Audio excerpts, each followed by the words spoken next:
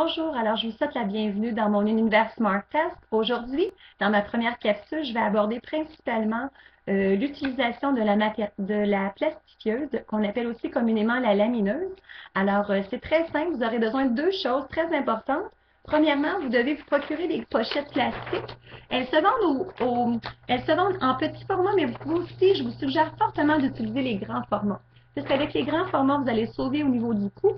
Et puis, de toute façon, si vous avez besoin de grandes surfaces, vous aurez ce qu'il vous faut. Et si vous avez des petites pièces, des petits morceaux, vous avez simplement à couper et à préserver la partie restante pour une utilisation ultérieure. Donc, c'est plus rentable, en fait, d'utiliser les grands formats. Aussi, au niveau de la lamineuse, je vous propose en fait simplement une machine qui va bien fonctionner. Et celle-ci, en fait, je ne sais pas que je fais une publicité pour cette machine-là plus particulièrement, mais utilisez surtout, peu importe la sorte que vous allez choisir, utilisez celle qui va avoir une grande ouverture. Donc, ça va vous permettre, en fait, de pouvoir utiliser ces grands formats-là. Ou si vous choisissez des petits formats au niveau du plastique, vous pourrez aussi prendre la grande machine et tout va bien fonctionner, la grande lamineuse. Alors, dans un premier temps, je vais baisser mon écran un petit peu pour vous permettre de voir comment je fais mon travail en surface. Alors, quelques petites secondes et ensuite on revient ensemble. Alors, je baisse comme ceci. Alors, dans un premier temps, vous ouvrez votre pochette plastique. Pour les raisons de la démonstration, alors ce que j'ai fait, c'est que j'ai déjà installé quelques pièces. Je vous invite à toujours mettre un petit peu de colle. Tout simplement, vous mettez un petit peu de colle, une ligne de colle et ensuite, vous placez vos pièces. La raison pour laquelle j'ai gardé un espace, c'est très simple. En fait, ça vous permet, quand va venir le temps du découpage, en fait, ça va être plus simple pour découper.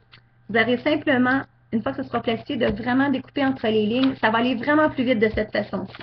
Alors, vous disposez vos pièces, toujours en mettant un petit peu de colle et en venant placer vos pièces, toujours en conservant votre écart. Comme ceci. Vous assurez vraiment qu'il n'y ait aucune petite pièce qui traîne parce qu'une fois que ça va être plastifié, s'il y a eu une petite mousse ou quoi que ce soit, ça l'apparaîtra. Alors, comme ceci, dans ce cas présent, donc on a utilisé quelques... Alors, vous pouvez simplement venir couper comme ceci et vous conservez la partie pour plus tard. Alors, vous prenez votre feuille, vous attendez que votre bouton vert indique que la machine est bien chaude et ensuite vous insérez simplement votre feuille pour attendre quelques secondes. En fait, ça prend vraiment juste quelques secondes et le tout est complet. Donc, une fois que c'est terminé, c'est très simple, ça va vous donner un produit final qui va ressembler à ceci.